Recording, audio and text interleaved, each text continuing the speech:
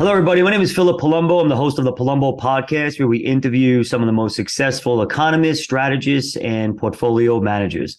Today, we have with us Randy Anderson of Apollo Asset Management, which is one of the largest private equity firms in the world that oversees $617 billion. Randy currently serves as partner at Real Estate Group at Apollo, who is a portfolio manager of the Apollo Diversified Real Estate Fund and co-chief executive officer of Apollo Realty Income Solutions. Prior to joining in 2022, Randy was chief executive officer of Griffin Capital Asset Management. Randy is former co-editor of the Journal of Real Estate Portfolio Management and the Journal of Real Estate Literature. He earned a Ph.D. in finance as a presidential fellow from the University of Alabama, graduating with the highest distinction. So we are really super excited, Randy, to have you. So thank you so much for your time today. Oh, thanks for having me. I appreciate being on. All right, great. So if it's okay with you, I'd like to first start with the economy. Sure. As I've been reading and doing my own research, speaking about the economy, as a chief investment officer of my firm, I'm wondering what your thoughts are from the standpoint of when you think about where the Fed was March of last year and where he is today. Are you surprised how the economy has hung in there? Yeah, I think it's interesting. So when you think about the economy, certainly people's opinion vary on the strength of the economy, but I think that goes to GDP and putting it into context of, we had ridiculous GDP growth when the Fed basically had everything down at zero, and everything was blowing and going. GDP was running way above long-term forecasts. And then all of a sudden, we sort of put on the brakes through monetary policy. And we actually had a couple of quarters of GDP that was actually negative. Now, it wasn't deemed a recession, but certainly a slowdown. And then we started to recover. But when you really talk about the strength, and it really relates even to real estate that we're going to get talking about later, the labor market has been just remarkably strong, remarkably stable, remarkably resilient. And ultimately, that's why the economy stayed so strong. I mean, when you have a consumer that has a good job, that has good job security, that's had some wealth effect, because even though with some bumpy times in the market recently, has accumulated some money, maybe even some money in their house, consumption makes up about 70% of GDP. Again, with a strong labor market, people are spending money, and that's really keeping the economy going, keeping the economy afloat. And, really, that's why, in some sense, inflation's been sticky. And it's also, in some sense, why we continue to see the economy be stronger than what you might expect, given interest rates going from nothing and jumping all the way up to where they are today. Right. Which I agree with you on that. And that's really the key to an economy, really staying afloat. And I just wonder, is it the job market staying so tight? Do you think and believe it's a function of employers saying to themselves, hey, it was hard to bring people on board post-COVID. I really don't want to go through that again. So let me just kind of figure this out, stay with my employees for now. If I need to make a change, I'll make a change. So right now I'm just tightening my belt and keep everybody on board. Do you feel like maybe that's the mindset of some of these employers?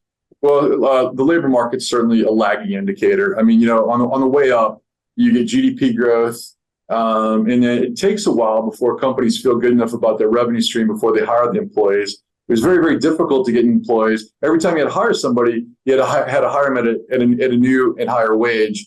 And I think companies have still been doing well enough because the consumer's strong that they don't feel the need yet to lay the employees off. And it's also hard when you hire somebody, you get some good talent in the door. It's been hard to do that. So we would need to see the economy start to slow down for a while before we start to see the labor market starting to have what I would call real cracks. And we've seen it slow down. I mean, we're not getting the kind of job growth that we had, a few months ago, but we're still adding to the economy. You got to go a long ways back to get unemployment down as low as it is. So it's still a strong market, but I think your point is right.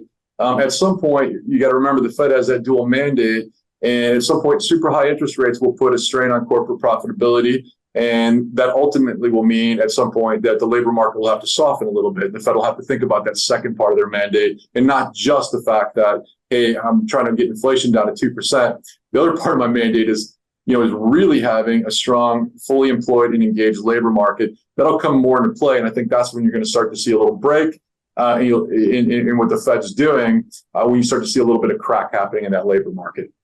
mean, you mentioned it before. We had the 2 negative quarters of back-to-back negative GDP, and I was listening to an interview of a very renowned hedge fund manager, and and this was actually before that occurred, and he just talked in generality that we classify or define a recession as 2 back-to-back negative quarters of GDP. We did have that.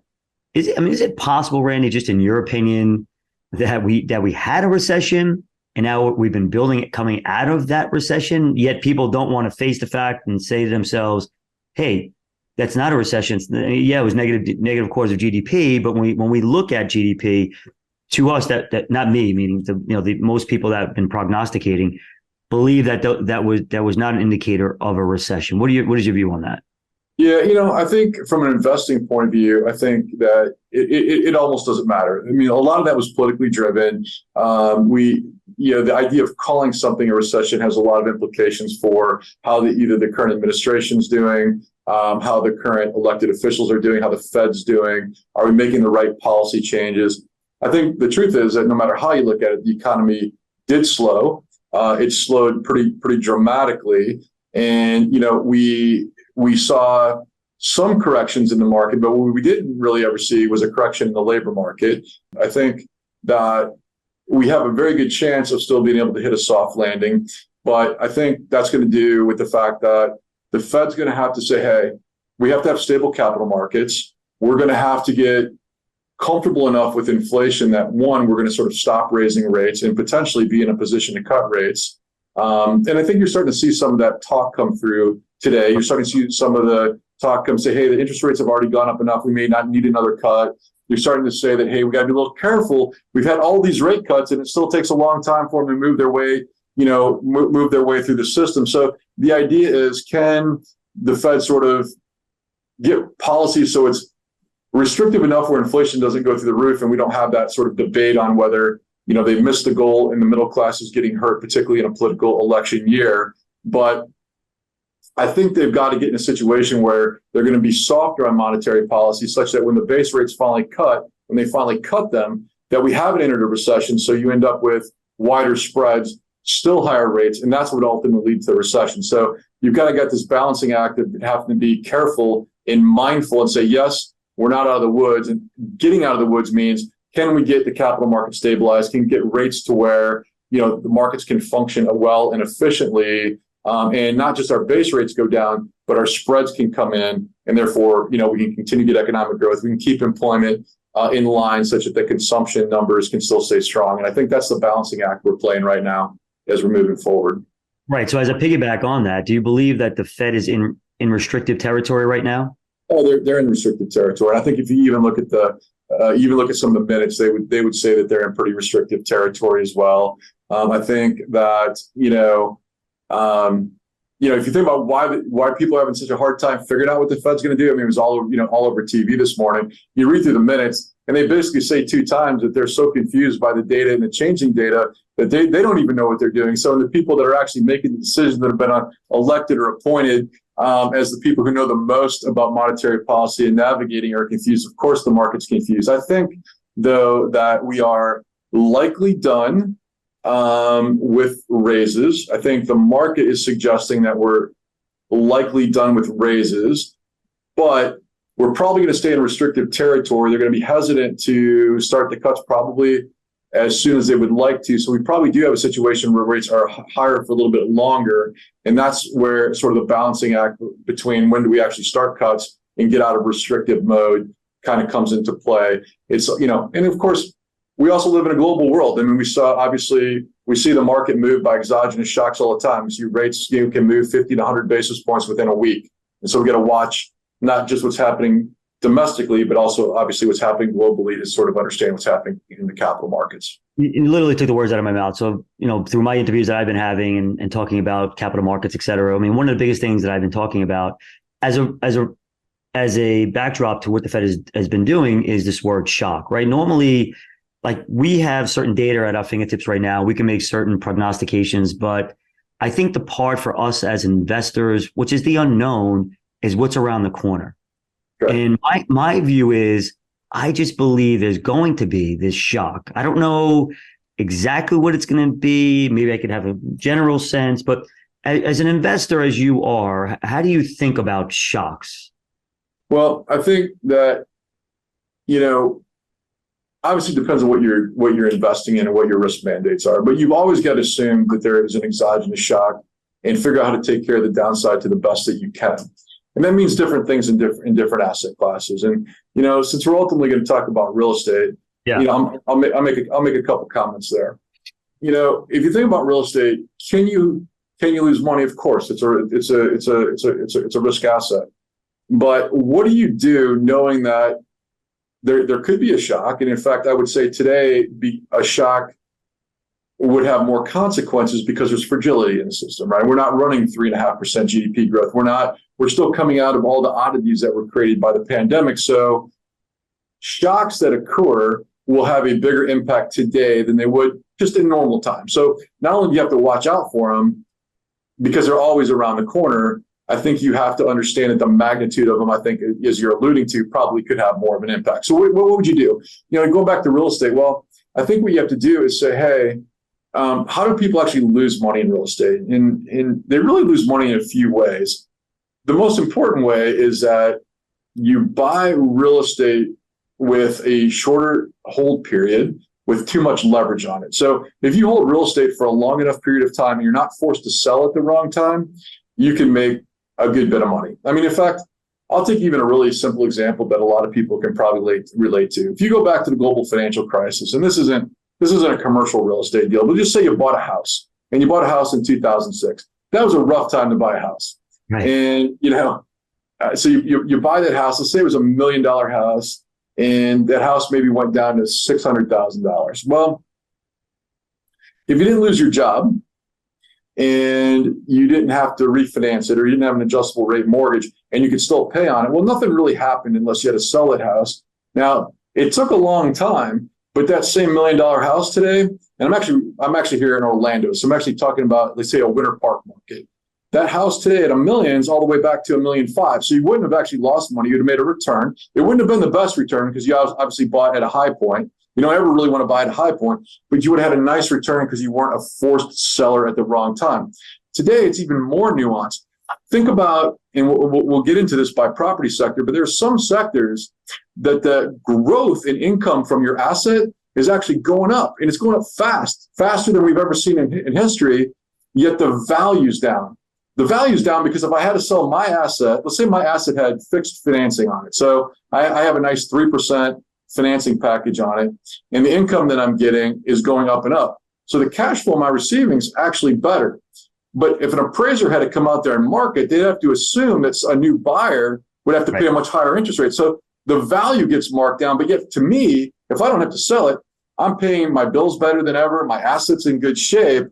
But if I had floating rate debt on it, all of a sudden my cash flow starts to go down. If all of a sudden I've got to refinance it, well, now we've got to refinance it at a higher rate. The bank's going to say, instead of giving you 70% loan to value, I'm going to give you 50 on a lower loan. So if I don't have cash, I'm also in trouble. So I think the biggest thing in risk management is to, one, make sure that you're investing in markets where the supply and demand fundamentals are good. But perhaps most importantly is invest, if you're on the equity side, at low leverage levels, or take another approach, move over to the debt side and say, I'm not going to necessarily worry if there's some fluctuation in value in the short term. Let me buy an asset that's got good fundamentals. Let me be able to be a lender in the market where if equity values fluctuate 5-10% because of mark-to-market issues, I'm still collecting my rent because I've got an asset with good fundamentals that are out there. So lots of different ways to play it, but protecting the downside by where you are in the capital stack and just how much debt you put on the asset will protect you if you get that exogenous shock in the marketplace.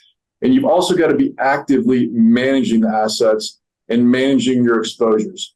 If you're an economy that you think is going to grow 3, 4, 5%, you can smash the accelerator for a little while. You can take a little bit more risk. You can have more equity investments in your portfolio. You could even lever up a little bit more. And that exogenous shock is not going to get you as bad. But when there's more fragility in the system, or in today's environment, we've got high interest rates as well, right? Why not go in there and say, hey, I'm going to lean into some stuff on the debt side. I'm going to lean into some places where I've got a degree of cushion. I'm also available to take advantage of today's higher rates because of what the Fed has done and provide myself that cushion, but also a return that is as good and maybe in some cases better than I can get by taking a first loss position. So, I think about playing real estate in that way from an active management point of view as well. So, Randy, I want to make it a little bit clearer for my audience, right? So when we talk about, debt versus equity, so we're saying, to make it simple, there's $1 million property. I own the property. I want to borrow against the property. I come to you. You give me $700,000, which for you, your loan to value on that deal is $700,000. Right. And again, I'm an owner of that real estate investment property. So my rent roll from that property, I'm going to utilize that to pay you. In that situation versus, so I'm the owner, you're the debt owner, right? So in that situation, what's less risky and in your view, quote unquote, and it's important for investors to understand? Yeah. So if you're in the senior secured position, and let's say I lent you $700,000, and let's take a rough scenario. I mean, take that simple house. Let's suppose the person in the house even loses their job, and let's suppose the market went down 15% in value. So that $1 million house that I thought I had, right? Well, geez, I don't have $1 million of value. I have $850,000 of value. But you know what? Even though that person can't maybe pay their mortgage forever because they lost their source of income, I now have an asset that I can flip around and turn to the market at 850. So my 700,000 is absolutely positively money good. So I've got that degree of cushion in order to take that asset back. And perhaps even as a lender, I may make more money on that loan than I did had the person continued to buy. So it gives you that degree of flexibility. The other way that risks are different is that, let's suppose instead that the person didn't lose their job and they can continue to pay. Or they can sell it to somebody who can continue to pay, and let's say the mortgage is even, assumable. Well, let's say they still may have to leave, and maybe that asset has gone down to 850. Have to sell it. They're only getting that 850. But for me, I'm still collecting my income regardless of, because maybe they left, maybe they can still pay. I'm still collecting that nice interest rate and that nice coupon. And if I have an adjustable rate mortgage, and maybe that was the reason the value went down because rates went up, right? Maybe that's the whole reason that the value went down. I, as a lender, am watching my income payments actually go up. I'm actually receiving more money. I'm actually getting protection from that as well. So I've got protection in both scenarios, in good fundamentals where I'm actually getting the cash flow. I'm also getting protection if there's a degree of loss of income. I can actually, if I have the ability, so you need an asset manager that can actually take an asset, manage that asset, and sell that asset, and I can still realize gain. So regardless of how you're looking at it, there's a degree of protection that you can get when you're in that first loss position. Now, of course, So now, in that same scenario, I'm an equity owner. So what does that look like as an equity owner?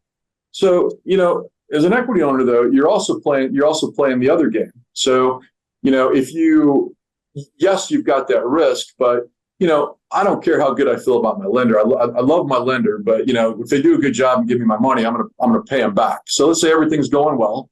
I got a fixed rate mortgage, and all of a sudden I need to leave, but the economy is growing. Maybe interest rates are even falling. My house that I paid $1 million for, well, it's going to $1.5 million. That whole $500,000 is inuring to me, but I've only put up maybe that 30% equity, if you will. So on my $300,000, I'm getting a very big return. And in this case, a very big levered return. So you do get the chance to take the upside. So in the right environment, be able to move over to the equity makes sense. But you want to make those decisions as an investor, particularly in commercial real estate. You want to make a relative value decision. And in some places, it makes sense to be in equity. Some places, it makes sense to be in debt. And that varies even by market and even varies by property type. And it certainly varies by time of where you are and where you are in the economic and real estate cycles as well. So the big thing that I have a lot of conversations with, especially some of the older school business owners, is their preference of real estate over equity, right? Over public equities, for example, right? And a lot of what they say in many sense makes sense. So let's take that example of $1 million piece of property. You put down $400,000. Let's say you put down $200,000 and maybe you borrow another, 3 or 4, whatever the case may be. You buy the $1 million, your cap rate, let's say, is 6% cash on cash, but now you borrow, now you're getting, something like 11, right? And then the property goes up by even 4% per year over 5 years. So now you go to sell it for $1.3 million, let's say. You put down 300, you made 300,000, and you collected this cash flow. So how could anybody argue that equity stocks are better than real estate when not many times, I shouldn't say many times, right? Maybe you could elaborate about that. But in many cases that's the case with these business owners that buy real estate. What is your view about that?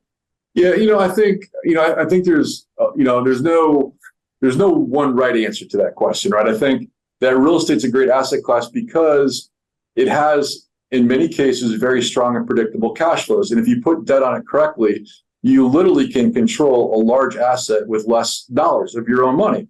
And the money that's getting earned through the tenants, whether it's an office building, which we'll talk about later, where businesses are paying, whether it's an industrial property where the tenants are paying, or whether it's multifamily, a bunch of tenants are paying, somebody's paying off that debt for you, right? So you're actually making money all the time, right? Money that you're not having to put out of your pocket. And in the right economy, you're also getting appreciation. So you're making money in some sense coming and going. And you've also, if you have your capital structure handled correctly, you're not over levered, you can kind of just wait it out. You're not going to get a lot of volatility. You're not going to have to worry about, hey, there was the Fed speak and the market moved by 100 basis points today, or you're not going to get something happened in a different country. It shocked prices, and all of a sudden I got 300, value at risk. You have this nice, simple asset that you can understand the supply and demand demographics, trends in that market, and you can control that asset. Now, with that said, there are certain companies that are going and blowing and going. They're in the right sector. They've got great growth. They've got great management teams. They also have good capital structures in place, but you're always going to have even more volatility in a market that's trading tick by tick than one that's sort of trading based either on actual transactions that move slower or by, appraised value, if you will.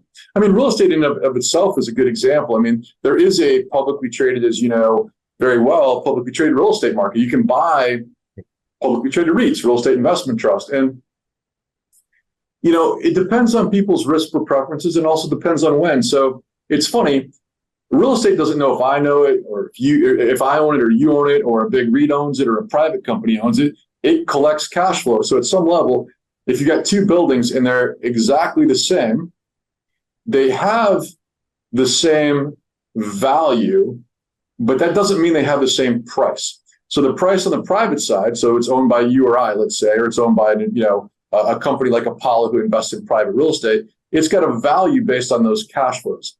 In the public market, boy, the price can change a lot. Some days the price might be trading above. So $100 worth of real estate might cost you $120 to buy. And on other days, because people don't happen to like publicly traded real estate, they'd rather be in a tech stock or they'd rather be in preferred equity. Or all of a sudden, I'd rather just be in a CD because the CDE rate's high. Real estate may be trading at a 20% discount to net asset value where you can buy that real estate maybe $100 worth for $80. So that's actually where we are in the cycle today. You actually can buy real estate in the public market at a pretty big discount to net asset value. There's probably some opportunities there, but for that opportunity, you get a lot of volatility. The volatility is it's one of the smallest, what they call GIC sectors. So they kind of divide up the S&P 500 in different sectors. It's a small asset class. It's got a bigger standard deviation than the S&P 500. It's very sensitive to short-term interest rates movement. Last 4 or 5 days, it's been running up, over 100 basis points a day. Today, as a good example, we have a CPI number that comes in. It hits a little higher. It's down over 100 basis points. So it moves a lot. And so it depends on what the investor's looking for, how they want to manage those portfolios and what kind of portfolio construction and income levels that they're looking at.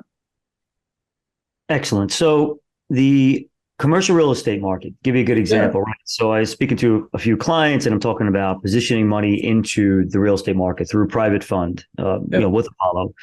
And one of the first, Randy, the first remarks I get from my clients, as you can imagine, is real estate. That's you don't want to be there. And I'm like, oh my God, this is where you want to swim. Where the blood is, that's where you want to be, right? I mean, that's I tell people my secret to investing is very simple: buy low and sell high, right? So, I mean, I laugh about it, but that's the reality of how you're supposed to be investing, period, end of story. So my big question to you though is, okay, buy low, but it can go lower, right? Like any asset class. And that's happened to me as an investor, but we're not here to time that perfectly. We're trying to do our best to figure value out and go from there. Today, commercial real estate, right? We agree that prices have adjusted. Have they adjusted enough? What are you seeing out there? Well, the first thing I'll say to you is, I think you're exactly right. I think you've got to invest when people are fearful. I mean, going back to little Buffett, I suppose. And Right. I think people, for one, just kind of even level set it a little bit, are a lot more worried about real estate because of the headlines. And if you really read past the headlines, we're in such a quick world. Everybody, you're scrolling through your iPhone, or people are looking at at headlines. And if you read a layer down, the problems in real estate are primarily in a couple of sectors. Like right now, it's in the office market. Well, there's a fundamental reason there's a problem in the office market. That doesn't mean necessarily that fundamentals are bad in real estate. In fact, in some sectors, fundamentals are fantastic. And the only reason that prices have adjusted is because interest rates have adjusted. And so to put that in perspective, we had some of the very best real estate returns several years back when the mall sector took its biggest hits ever. That doesn't mean the whole sector's bad. So when we hear headlines that there's problems in the office sector, that's actually true. There are real fundamental problems in that office sector. And, we can dig deeper in that if we have time, but there are problems. It doesn't mean the whole asset class isn't bad or it's in trouble. In fact, if you look at things like industrial, it's got one of the lowest occupancy or one of the lowest vacancy rates we've seen in history. Same with things like essential retail, multifamily, student housing, life sciences. I mean, some of these sectors have tremendous NOI growth, have very low vacancy rates. They're truly in really, really good shape. And pricing has, even still in those good markets, been marked down. If you kind of look at aggregate institutional market, because of the movement in interest rates, the market's moved down about 15% since the third quarter of last year. It's a pretty big number, right? So that's a real number. And that includes sectors like industrial, where you've had huge growth. So you look at the office market, you can find deals that are out there at 30, 40, 50% decline. How about the A office buildings? Is that the same thing for A suite buildings? Yeah, I mean, they haven't moved down as much, but office buildings have all, even some of the best buildings have corrected in value in terms of they've priced down.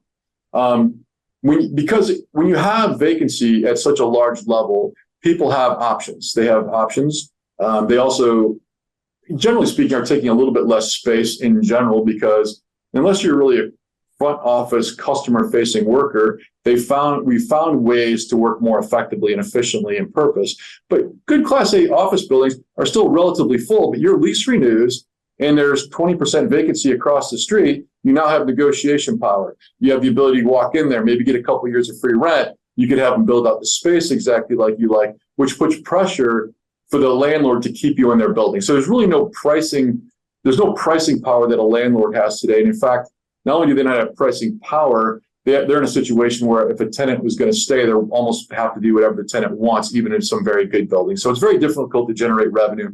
It's also difficult to get a new tenant in place because they're going to want the free rent. They're going to want the capital improvements to get the office just like they want. And there's huge brokerage commissions involved. That kind of all comes out of the landlord pocket, making it challenging.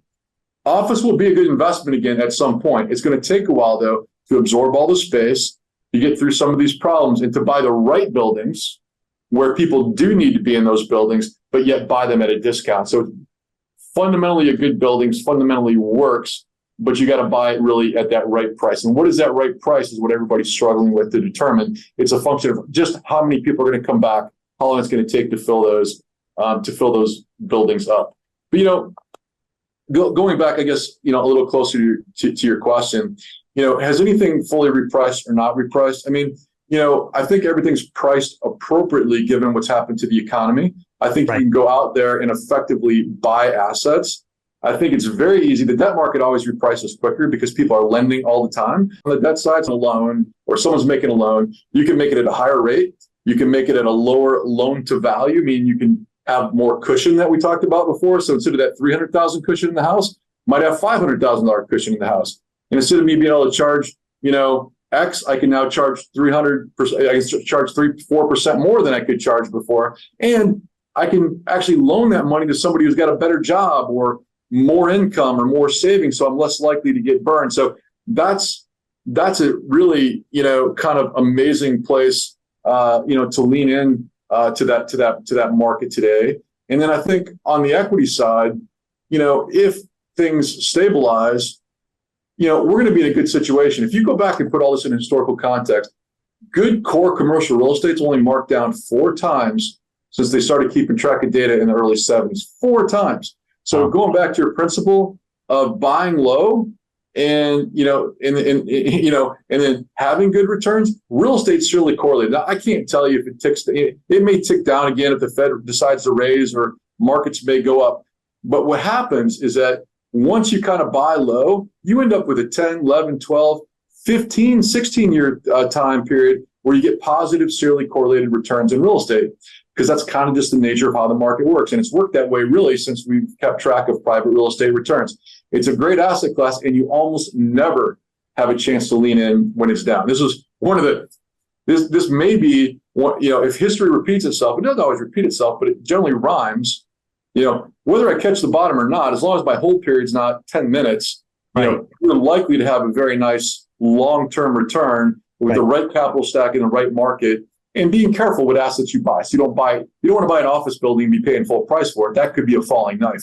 But there's a lot of opportunities out there that make sense. Yeah, and it's really an awesome message that you just said, right? Whether it relates to real estate as an investor or public stock. So for example, if you own a business of a public stock that has great free cash flow, consistent free cash flow, large economic moat, a lot of money on their balance sheet, and they happen to be down because their sector or the economy, if you can buy that, now we have no idea if that's the perfect buy point. It can go lower, but Sure. over the next 5 and 10 years, as you look out, as economies rebound, or that sector rebounds, but all that free cash flow and strong balance sheet, that's the key. And the same thing when you're owning real estate.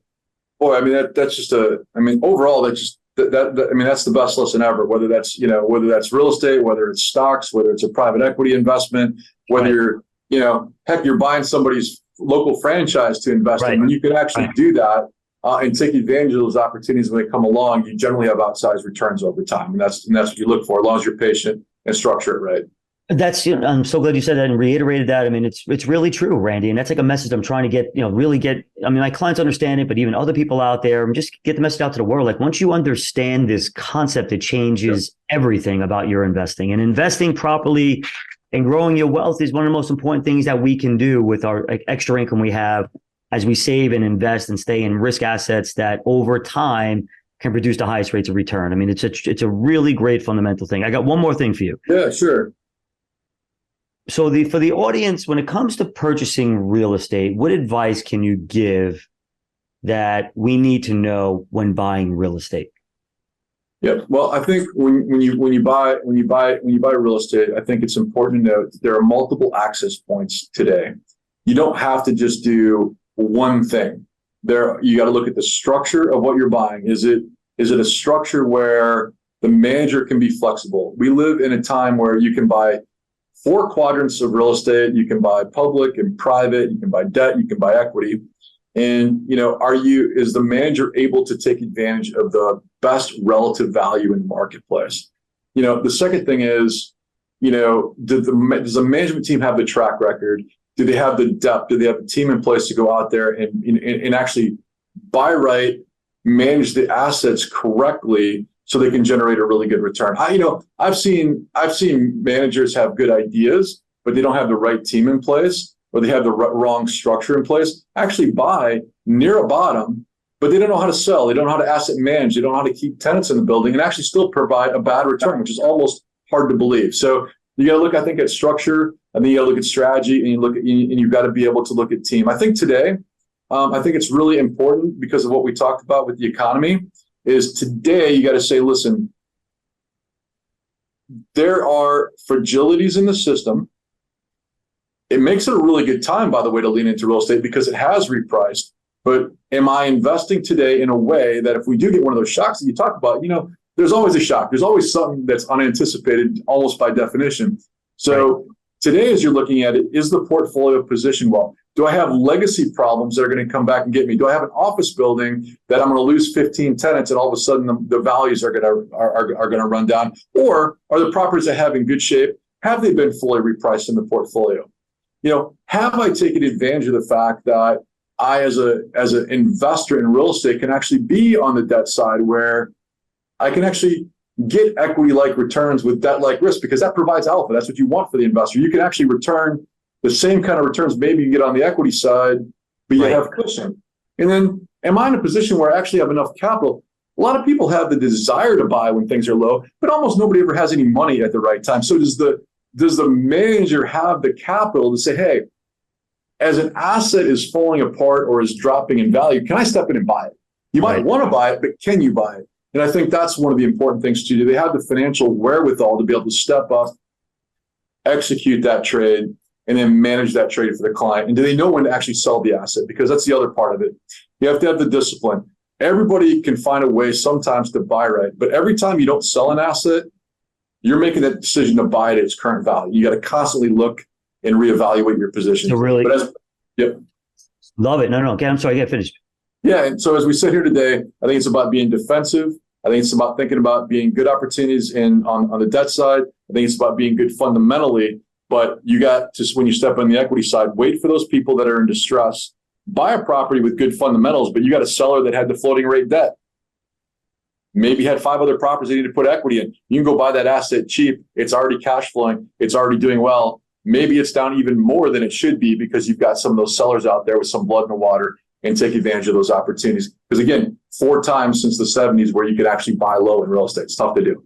Yeah, no, I agree with that. I just want to finish off with 2 things that you said, which I think are really remarkable. Number one is, as an asset manager, myself, you, and et cetera, it's like when you own a certain asset, you have to ask yourself every day as you look at that asset, would I buy it at this level? And if you wouldn't buy it at this level, you probably shouldn't own it at that level, right? So that's number one. Right. Very, very true, and not easy to do, but it's important to do.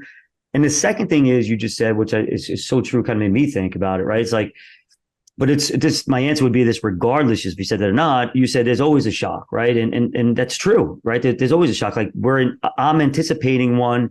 So one investor may say, well, why then am I invested? Why don't I just go in T-bills? My answer to that would be, well, that's why we diversify, because we don't know when and if the shock is going to happen. But if it does, that's why you diversify. That's why you have certain asset classes in your portfolio now that you're probably not happy about.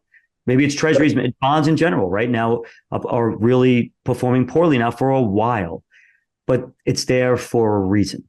It's there for a reason. In fact, by definition, if you've got more than even one stock in your portfolio, you've got stuff that you like less, but that doesn't make for a good long term, right? I mean, when you're trying to build wealth, you've got to have diversification. And that means in a particular year, one of the asset classes that may be a 10% allocation even may be a terrible performer. That doesn't mean it shouldn't be in the portfolio. Exactly. And the next year it's more likely to be the top performer. And so over a longer 5 to 7 or whatever the appropriate hold is, for most people, it's even much longer than that. It's there to serve a purpose over a much longer time. And to your point, there's some stuff that's getting crushed today. Well, does that mean you shouldn't own it? In fact, arguably, it's the best time to own it. And if you held it through the downs, you probably are looking at some changes that'll move in your favor as you go forward. That's right. Yeah. I totally agree with you. And then just to finish off with, real estate, is a great low correlating asset class, diversified to stocks. Historically, that's always been proven. I don't know if you want to touch upon that really quick. Yeah, I think that's one of the unique things about it is, and when you're looking to build that diversified portfolio, you really get a nice sort of lack of correlation to the stock and bond market. So, it gives you that differentiated return profile. It, generally speaking, gives you one of the highest yields that you get as well. So you get a nice income stream. You can obviously choose to reinvest that, but you can also use it depending on where you are in sort of your retirement, in your retirement life cycle. And,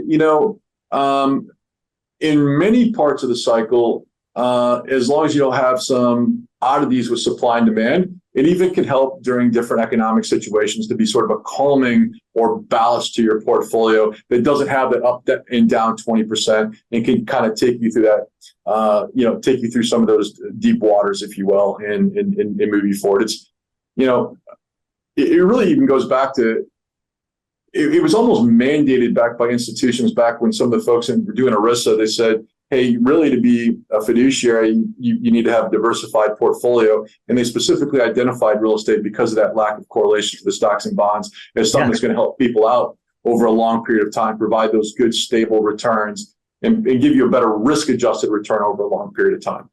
Absolutely. Absolutely. So Randy, listen, you were absolutely terrific. I really appreciate your time, insights, the advice for clients, the audience, even very helpful to myself, as I continue to work with Apollo. So thanks for your time today.